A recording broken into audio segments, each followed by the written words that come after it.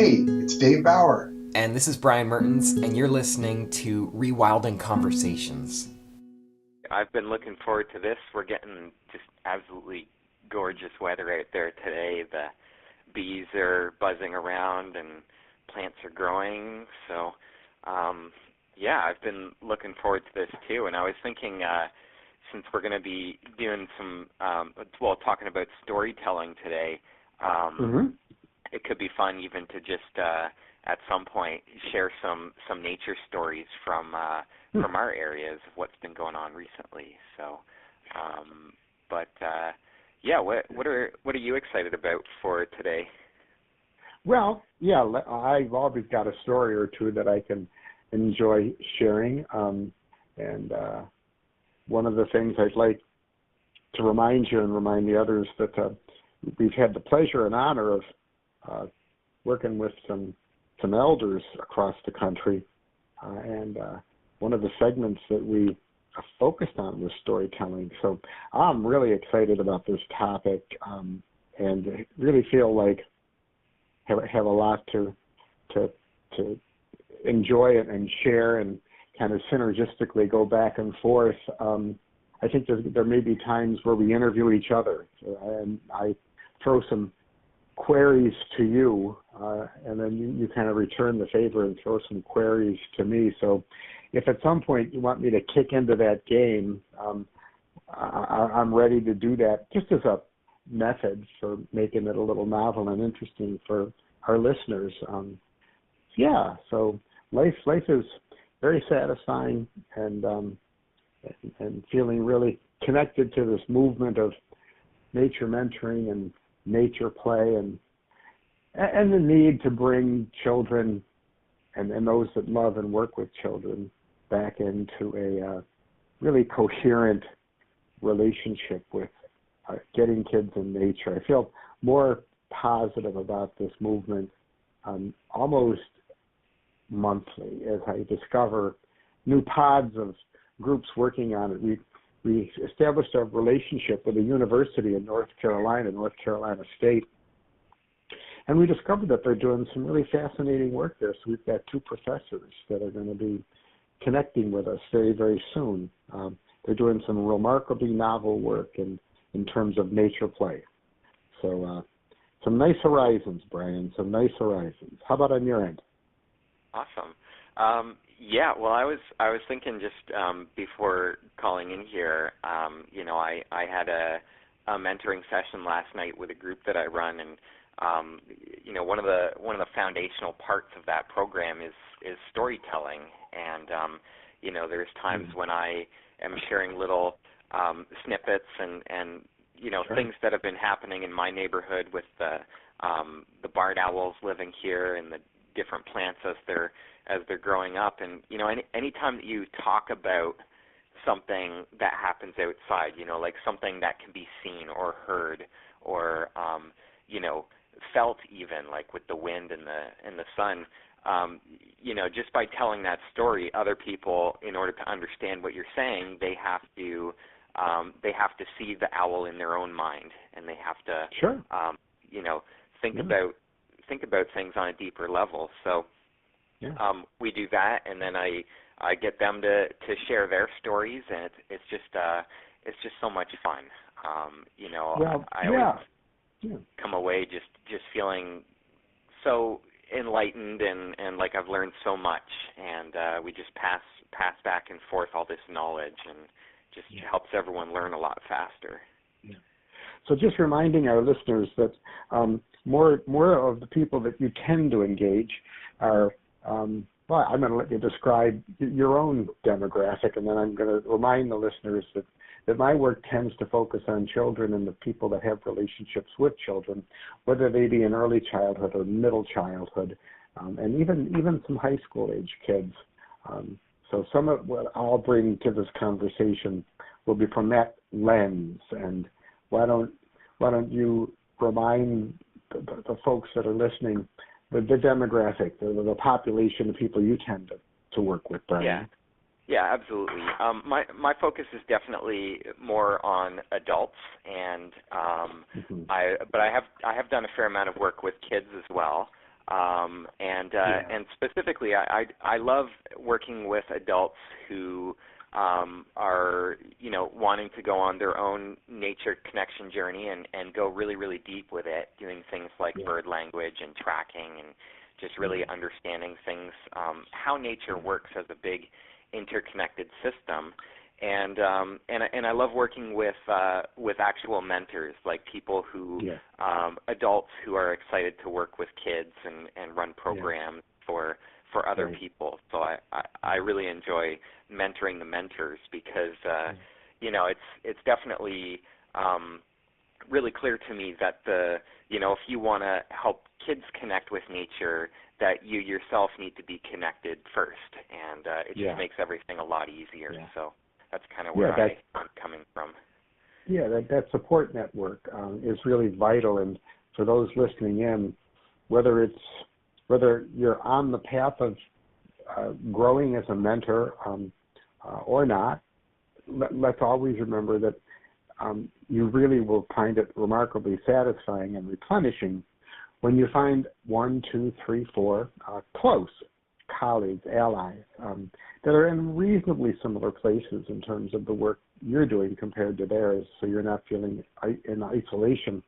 And I'm just blessed because between you, Brian, and Barbara Frank, an author that I have been in relationship with recently that's working on grandparenting and elders and nature mentoring and some other colleagues, both younger and older, I feel like I'm really getting smarter and more fortunate to have this really rich, satisfying group of colleagues that I'm working with. And just a bit of advice to those listening in to be sure you always keep that open. Who might you partner with and kind of grow alongside? Yeah, that's awesome. Yeah. So Richard Louv, a name that most people in this world kind of know these days in this world of nature mentoring. His most famous book is The Last Child in the Woods.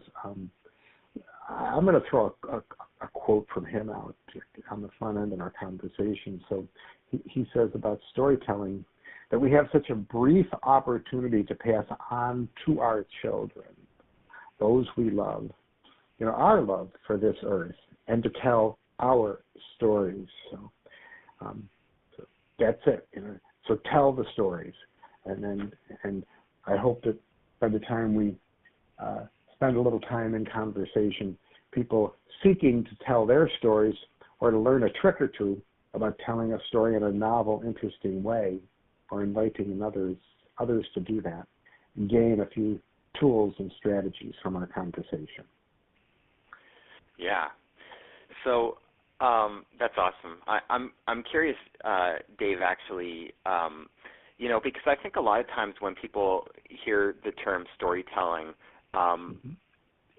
they might be getting an image of like a really formal thing where people are sort of sitting in a circle and, they're like, oh, it's story time, and now Dave's going to tell a story and everyone's going to listen to Dave. And so it's like a thing where it's really obvious that there's a story being shared and there's a really direct beginning, middle, and end.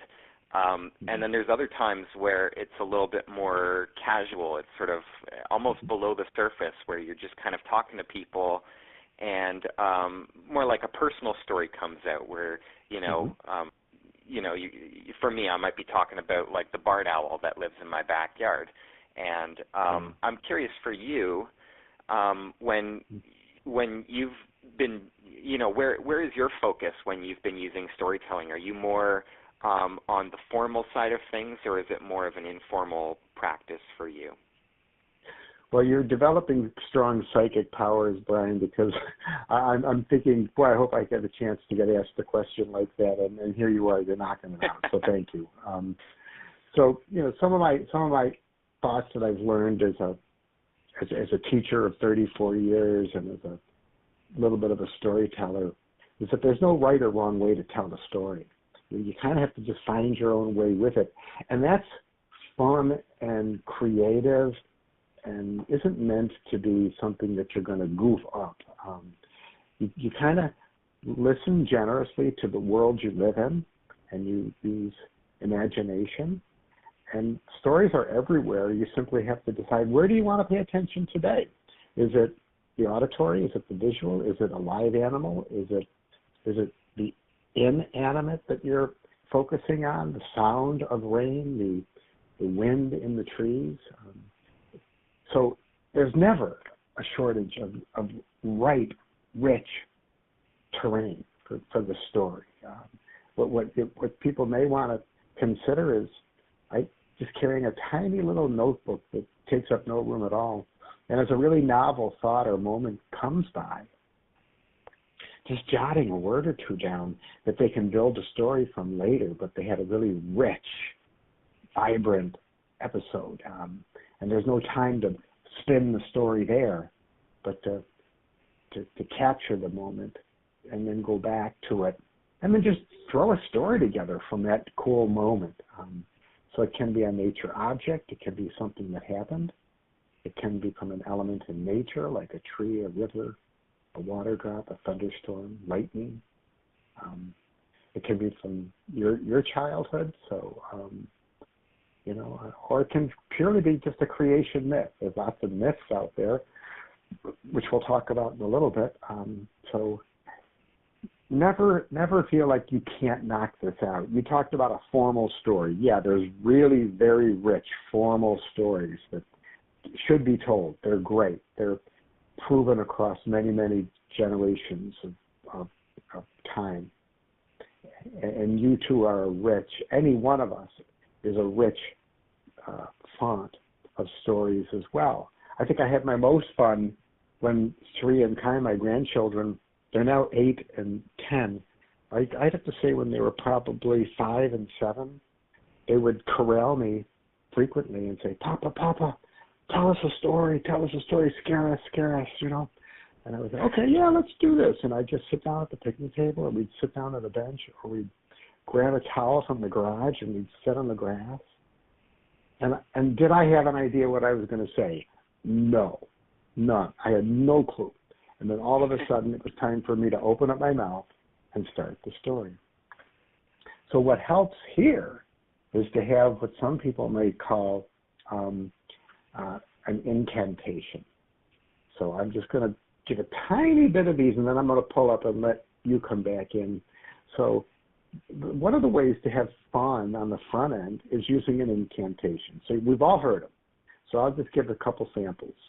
Some you've heard, some you haven't. So the classic, once upon a time, or once upon a time, just a couple days ago, or a long time ago when the earth was new, or far away, and just as long ago, or this next one I love. At the time when people and animals were all the same and spoke the same language, ... It's a Navajo opening. So if you just get playful with your beginning incantation, you can set the stage for the listener to dismiss something that they feel needs to follow, because they kind of know that you're creating this, or this is a very novel approach to this art and playful activity of telling a story. Do you, when you're telling stories, so obviously I go with the more informal, personally, I go with the more informal approach to answer your original question. But coming back to you, in the work you do and the work you love, do you rely on a mix? Do you tend to lean one way or the other? Or how about for you, Brian? Yeah, personally, I like it when, just when stories can integrate really seamlessly into everyday normal conversation. Like my ideal thing is when people are listening to a story and they don't consciously realize that they're listening to a story. It's just sort of it blends in with the fabric of how people normally talk. And because that sort of enables me to almost have like a dialogue inside the story, where it's not just me talking for like 10, 20, 30 minutes and they're listening. I'm actually getting feedback at every step of the way. And I find that it's a lot easier to, well, yeah, it's easier to get started with that because it's not this really, what's the word that I'm looking for? This really intimidating thing where everyone's going to be looking at you and you're expected to perform in a certain way. It's really something that probably if you start paying attention to the way that you already communicate, everyone already tells stories. We already do this. And I think it's just about starting to nudge the direction so that we're doing it a little bit more intentionally and starting to bring in some different elements that are going to have a little bit more impact when, with whatever your goals are as far as sharing a story with another person. And oftentimes... Go ahead. Oh, what, did you have a question there? Well, I just wanted to know if you could give us an example of that, given a recent one where you use that delivery method, that spontaneous, a story within a story. Does anything come to mind that you might have stumbled upon? Yeah, for me, it's like I just think about, last night when I was doing my mentoring call with the people that were on the phone. I had a bunch of people on the phone, and I was kind of talking to someone, and I wasn't really sure where our conversation was going to go. So I just started sharing about that I've been observing that the apple trees here in my part of the world are all flowering right now, and I know that person had been interested in learning about different edibles and things that you can look at on a landscape that are going to help you learn about things to eat. And so, not really knowing exactly what was on her mind, I just started sharing that story about, how I've been seeing all these plum flowers and apple flowers all over the place, and just asking her if she had been paying attention for any of that kind of stuff. And on the surface, it's not really like a traditional story in the sense of like having a really solid beginning, middle, and end, but it enabled me to have a starting point where, I was telling her about something that I had experienced recently, and it opened up this space where we could then start to dialogue about what she's been observing in nature. And so,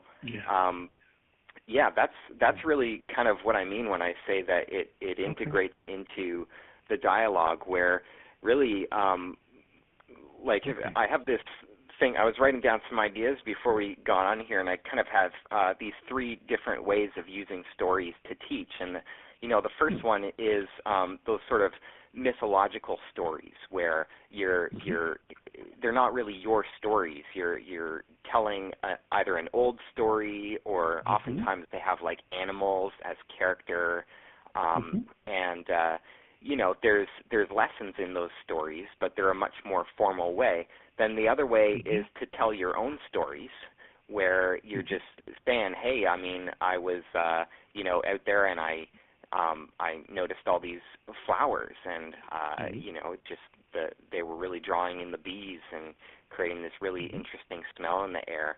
And the third way is then to actually harvest the stories of your students, where you're not even actually the one telling the story. You're just drawing stories out of them and getting them to talk. And I actually think that is one of the most powerful forms of storytelling, because it gets them engaged in the process, and it helps you start to find out what is actually exciting for this person when they're outside in nature. What is it that they're paying attention to? What are they noticing? What are they not noticing? And it gives you the space to now start even asking them some questions where, going back to what we were talking about last week, where, the art of questioning, where you're starting to pull more and more of the story out of them. Because if they can tell the story after it happened, then they've really got it. That they've really actually noticed it, and that they've embodied that on a deeper level. And so, that's a lot of my thinking around that. Okay. Okay. Yeah. So I know this works for any great storyteller or anyone who just enjoys storytelling. And I was sitting with my interns this morning on my back porch, and we were getting ready for today's call. And the one girl, Steph, said to me, this is Maddie's friend, and I know you're working with Maddie right now. She says, hey, don't forget to remind people in your phone call to use movement and gestures, because Stephanie talks all the time with her hands moving. So when you're telling a story, rather than imagining you're just reading from something passively, the more animation, kinesthetic, and character-like you can become. So if there's characters that are emerging in the story, whether they're already in the story or you bring them into the story spontaneously, add a lot of animation. So if a lion enters, if an owl enters, if a snake enters, if the wind enters, pause for a bit, and make movements of wind or the hissing of a snake or the roar of a lion. If there's an aspect where you could add a little intrigue or a stare, a long pregnant pause, with the people that you're with. Stare right back into their eyes as if the person or the animal or the creature or the thing in the story is looking right at them, and just get silent for a minute and stare. So that movement and gesture can really make the storytelling a lot of fun, both for the storyteller, and it's a very rich episode for the one listening or participating in the story. So there's a little nugget that I find when I remember. It just is so much more fun when I use the movement and gestures. Yeah, absolutely. And it enables you to also, you can capture the essence of like an animal, I think, more easily sometimes with movement than you can by words. Like you can actually demonstrate the different sort of ways that different birds fly. Like if you actually spend time watching a bird, when there's a bird in your story, every bird has its own unique way of moving. They have their own different ways of, where a robin, when they're out on the lawn feeding, they kind of stand still and they're watching and listening, and then they take a few steps, they move forward and they look down, and then they grab that worm, and then they pick it up. And it's totally different from how something like a starling feeds when it's on the ground, and it sort of moves around from side to side, and it's just got a whole different energy and character. And so you can, as you're talking about those animals, the animals that you're wanting your students to connect with, you can actually become that animal, and they will have a deeper experience of connection through that story. So I think that's really awesome. And another thing that I was thinking about, sort of on the more linguistic side, is just paying attention to sensory language, because a lot of times it's common for people to sort of get away from really rich sensory descriptions, and I think that one of the things that really draws people into a story is using like visual words and auditory words and kinesthetic words, and just different looking at your language and thinking about how can I explain this in a little bit more of a descriptive way. And so that's just another one that sort of like a nugget that you reminded me of there. Yeah. So in Buffalo, where I live, the Orioles arrived. The Baltimore Orioles arrived probably 3 weeks ago, and what I noticed this year is I went out and did a little listening online of what Orioles sound like. I want to learn how to do Oriole calls, right? So I practiced a little bit, and I realized, oh my gosh, of all the birds I've listened to, the Baltimore Oriole in particular has the richest cacophony of sounds that's remarkably complex, and twitters and pace and pitches all over the place. But there's one that they seem to use when they're coming in to my feeder. And if you've never fed Orioles, the recipe's quite easy. You can either take an orange and cut it open and put it on two little nails, and they're attracted to the nectar in the orange. Or you can just take grape jelly, and they devour little dishes of grape jelly. So the Orioles start coming. They're nearby, and I learned to imitate a call that they were using.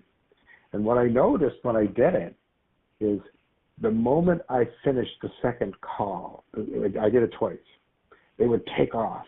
So I must be stumbling upon some kind of a warning call to the birds, because 3 times in a half hour's period, when I used the call, as some birds just got to the feeder, they took off instantly.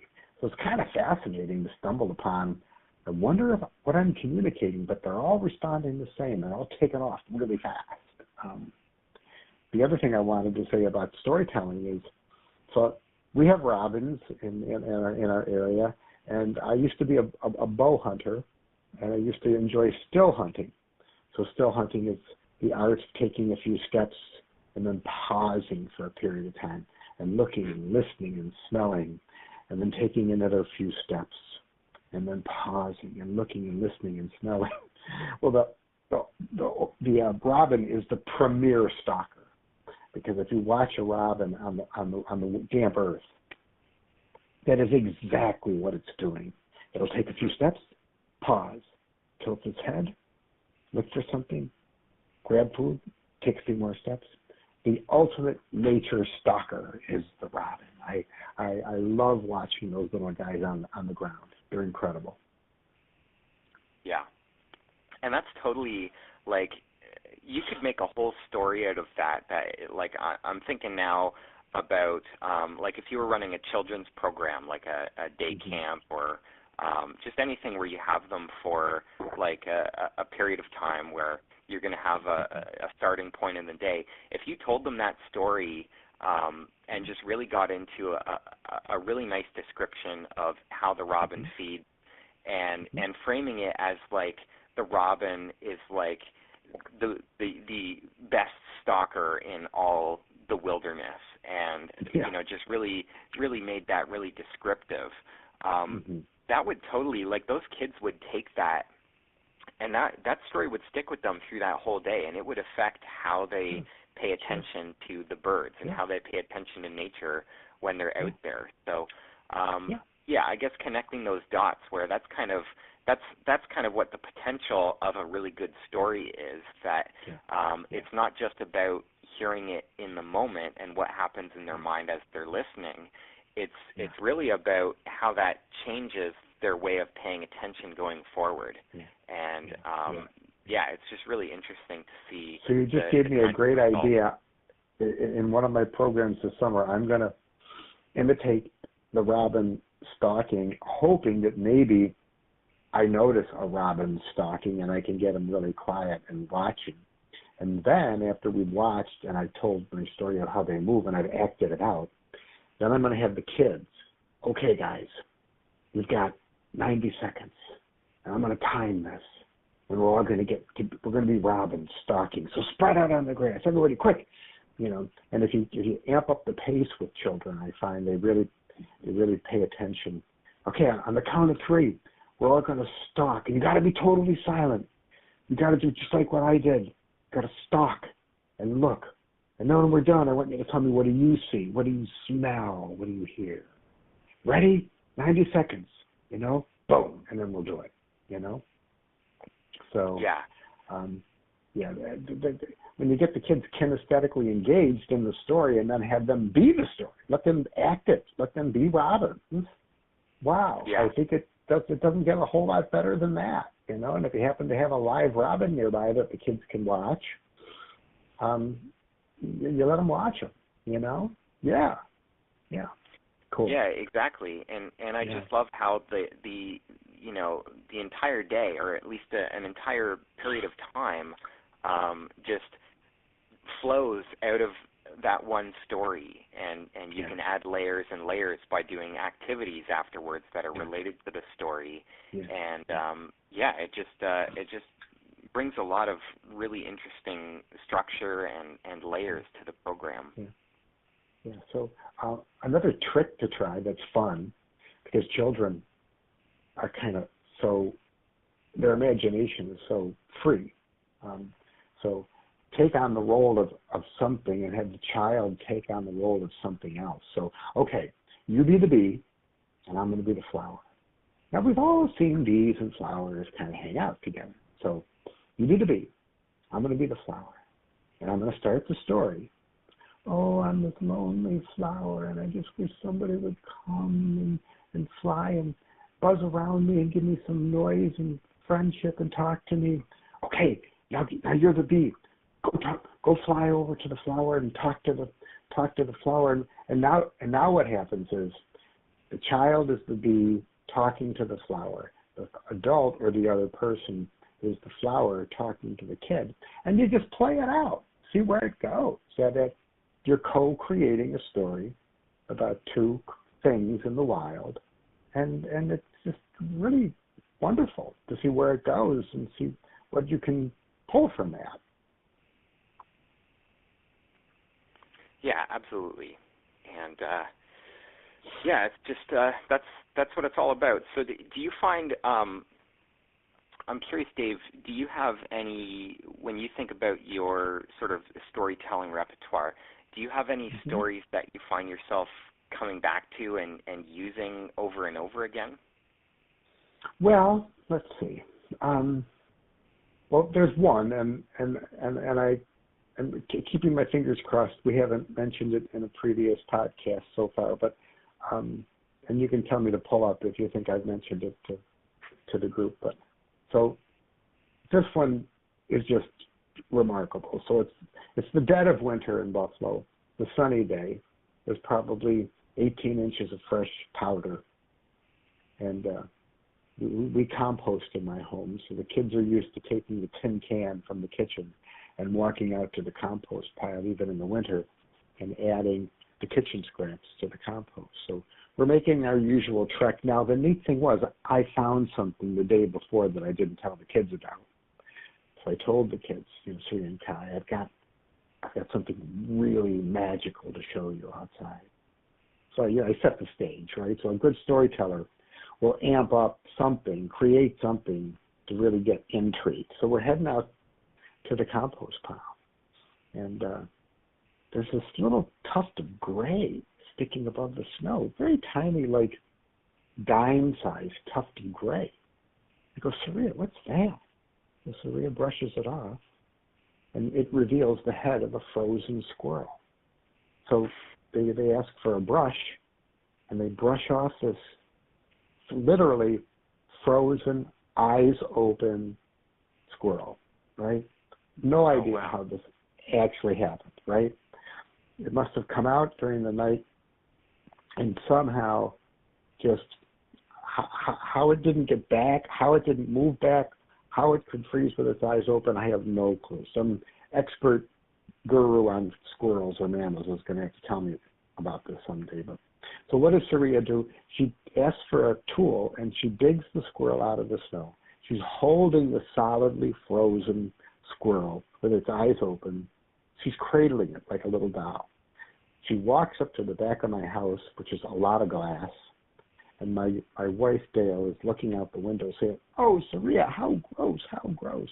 And Saria turns to the glass and says, "Granny, it's only the circle of life." So here's this little child that discovers this frozen animal in the snow. And it isn't the death, it isn't the dying, it isn't the weirdness of it. There's just a total different perception of this event. And I never could have imagined her taking that approach, and yet she took it. She took it. She wanted to save the squirrel. Of course, I knew as soon as we had a thaw that was not going to work. So we ended up having to dispose of it in a more traditional way. But so that's one of my default nature stories because of its very, very unique quality. First, who finds frozen squirrels with their eyes open? And then who finds one with a child with you? And then who would have anticipated that a child would have acted the way Saria acted? So that has a lot of components of novelty that makes it one of my favorite stories. Yeah, that's awesome. And the thing that I want to point out for everyone listening is, that story that Dave just told. Notice what happened for you as the listener. Like, where did that story take you in your mind? What images did you have in your mind's eye? What feelings did you experience? And just that's like the potential of stories. It's like we're not in Dave's backyard, but I could see the snow. I could see that little tuft of gray sticking up, and and then the experience of seeing the squirrel emerge as the story unfolded, and all these images and feelings, and there's a certain tone and energy behind the story that you shared, and that I think is a really important tool that we have as mentors to help guide the focus, guide the attention, and help take our students to places in their minds that they wouldn't go on their own. That we can help show them a way to seeing the world in ways that they haven't looked at it before. And so that was perfect. That was great. Yeah.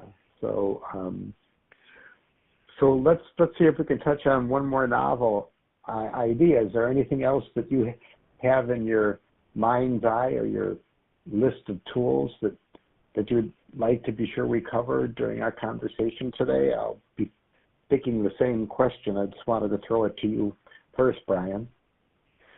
Yeah, I think I got to share this story because I did mention at the beginning that I was gonna talk about this, and so for a while here, and I guess I'll throw that out there. Like, pay attention for just where does this story take you in your mind? What images do you see in your mind as you hear this story? And so I recently have at the place where I live.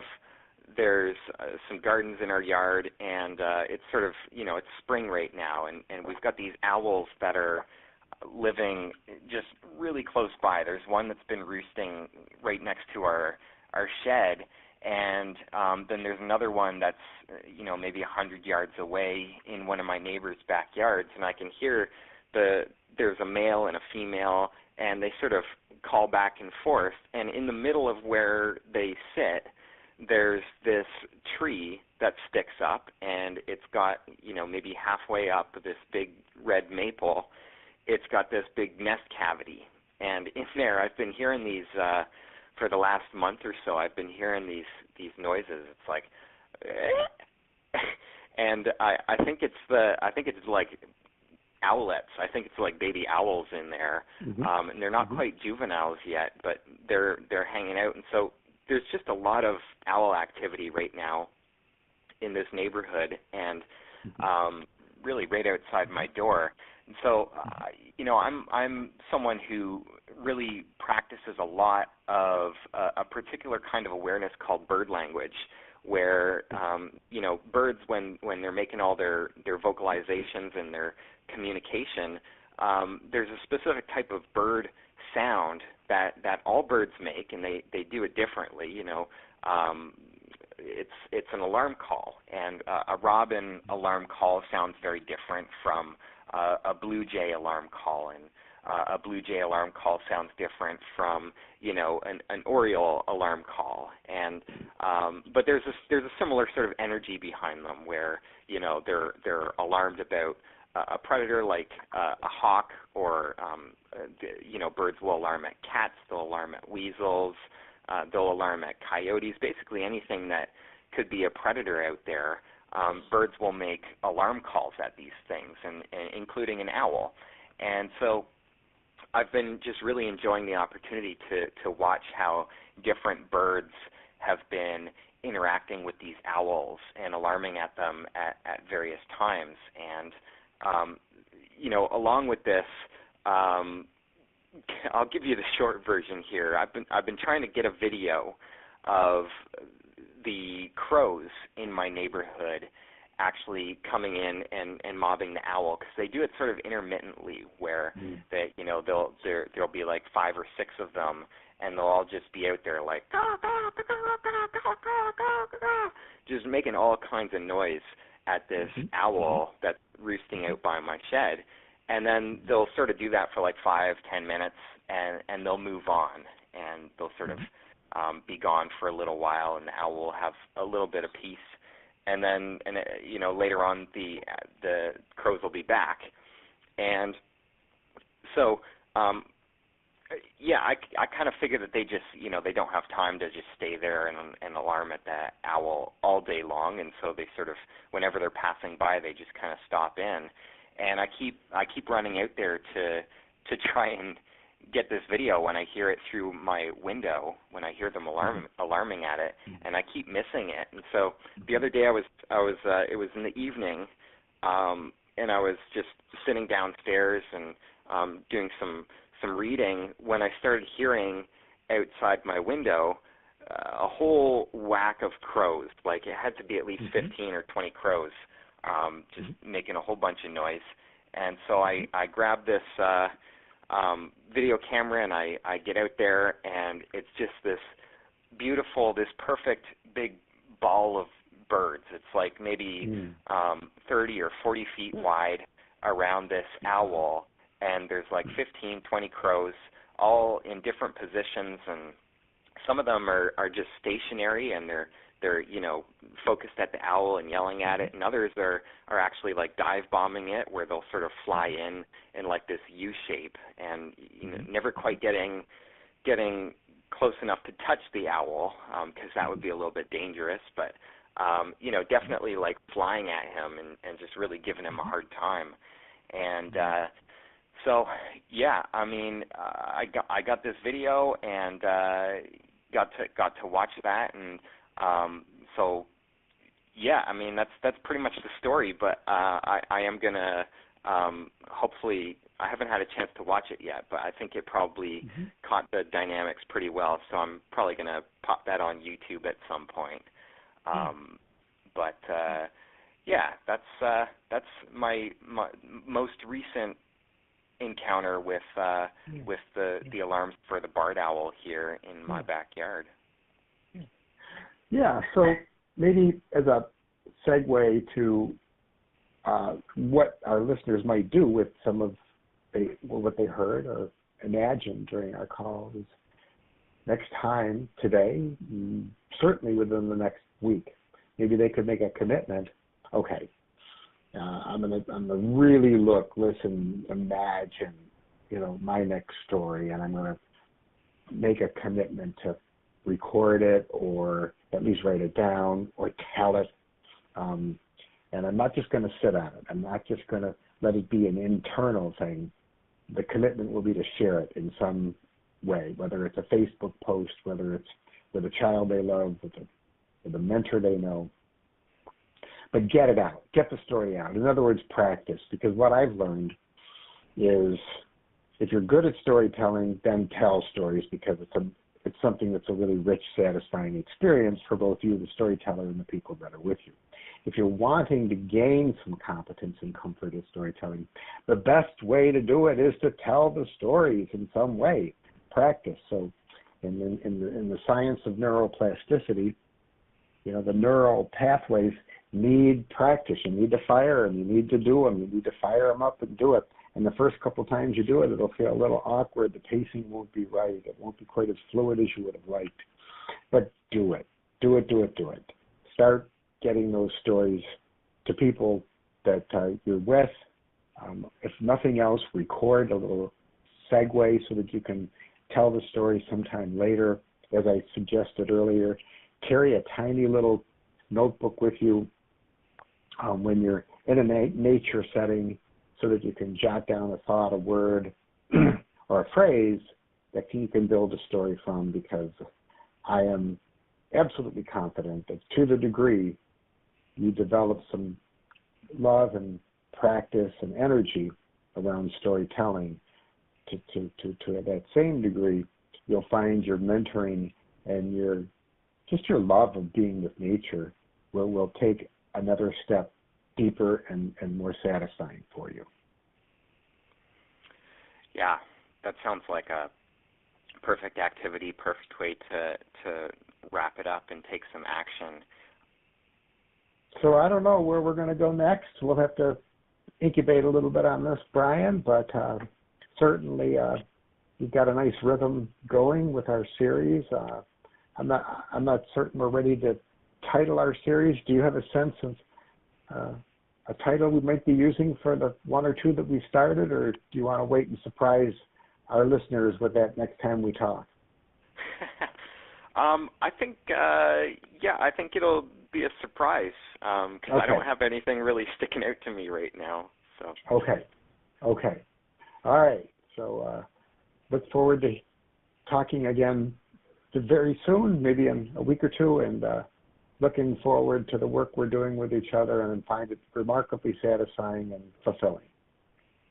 Yeah, this is great. I look forward to having more conversations and just going a lot deeper, and would love to hear from everybody who listened. Just, let us know what you enjoyed, and if there's any topics you want us to cover. I think that would be really cool just to hear from you, so we can continue creating more exciting and just enjoyable recordings.